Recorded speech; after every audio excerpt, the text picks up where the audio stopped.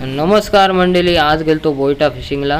मित्रांनो ही बघा बोईटा साफ करून घेता आपण आज। मित्रांनो बोईटांची रेसिपी आहे। मित्रांनो ही बघा बोईटा कशी आहेत, एक नंबर साईजची।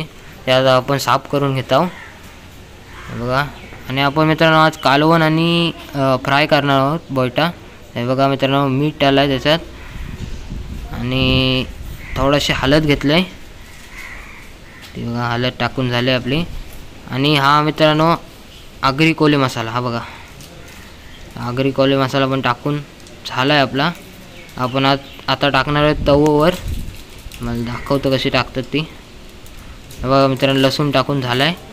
आणि हे बघा बोईटा आपली, हे बघा बोईटा फ्राय।